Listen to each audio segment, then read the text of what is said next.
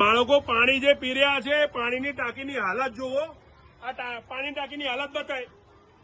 આ પાણીની ટાંકીની હાલત છે બેટા, રહેવા દે. ના પીશો પાણી, પીવા લાયક નથી બેટા.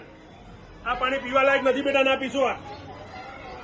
આ છે અમદાવાદ મ્યુનિસિપલ કોર્પોરેશનની સ્કૂલો, જેની અંદર પીવાનું ચોખ્ખું પાણી નથી આપી શકતા. બાળકો આ પાણી પીવા મજબૂર બન્યા છે.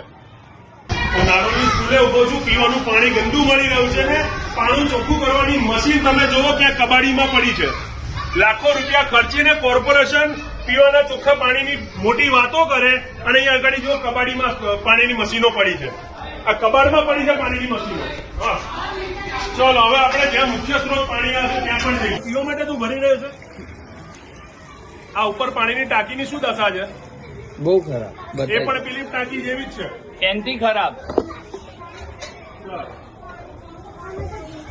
પીવાના પાણીની હાલત છે અમદાવાદ મ્યુનિસિપલ કોર્પોરેશનની સ્કૂલોમાં. ચાલો અમે અત્યારે નારોલની ગુજરાતી શાળા દક્ષિણ ઝોનની 1 નંબર અને 2 નંબર આગળ છીએ અને એની જુનિયર બ્રાન્ચ ઉપર પણ ગયા. આજે અમે આવ્યા હતા સરપ્રાઇઝ વિઝિટ ઉપર, જોવા આવ્યા હતા કે બાળકોને બપોરનું ભોજન કેવું આપવામાં આવે છે. પણ જોઈને અમારા પણ રૂવાડા ઉભા થઈ ગયા. પીવાનું પાણી એટલી હદે ગંદુ આપી રહ્યા છે આ લોકોને. ડાયરેક્ટ કોઈ ગ્લાસની વ્યવસ્થા નહીં. એ પીવાનું પાણી કદાચ તમે વાસણ ધોવામાં ના લઈ શકો એવું ગંદુ પાણી આ સ્કૂલોની અંદર આપવામાં આવી રહ્યું છે. શુદ્ધ જળની વાતો કરીએ આપણે, પણ બાળકોના જીવનની સાથે અમદાવાદ મ્યુનિસિપલ કોર્પોરેશનની સ્કૂલો રમી રહી છે. મિડ ડે મીલનું ભોજન, દાળ ગોતવી પડે પાણીના અંદરથી. આ વિઝ્યુઅલ તમે જોતા હશો, તમને દેખાતું હશે. આ છે અમદાવાદ મ્યુનિસિપલ કોર્પોરેશન, આ છે અમદાવાદ મ્યુનિસિપલ કોર્પોરેશનનું તંત્ર. બાળકોના નાના બાળકોના ભવિષ્ય સાથે રમી રહ્યું છે. પીવાની બંને ટાંકીઓ અમે જોઈ, આ સ્કૂલમાં પણ જોઈ ને સામેની સ્કૂલમાં પણ જોઈ. અંદર ગારો પડ્યો છે અને બાળકો મજબૂર બન્યા છે ડૂક માંડીને પાણી પીવા માટે.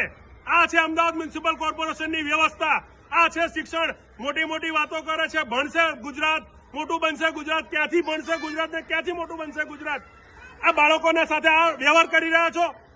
સરકારી શાળામાં સારું ભોજન મળે, સારું પીવાનું પાણી મળે, સારું શિક્ષણ મળે, પણ આ હકીકત છે. આ સારું શિક્ષણ, આ સારું ભોજન, આ સારી શાળાઓ, આ કેમેરાની સામે બધું જ કેદ થઈ ગયું. અને આ હવે આપણે નિર્ણય લેવાનો છે કે આ તંત્ર અમદાવાદની બધી સ્કૂલોમાં રીતે વિઝિટ કરીને તપાસ કરવાની જરૂર છે કે ખરેખર બાળકોના ભવિષ્ય સાથે ચેડાતો નથી થઈ રહ્યા. આ રોગચાળાઓ, આ બીમારી આવી સમયની અંદર પણ પીવાનું ચોખ્ખું પાણી ના આપી શકે. આ છે અમદાવાદ મ્યુનિસિપલ કોર્પોરેશનની સ્કૂલો અને આ છે ખરી શિક્ષણની હાલત.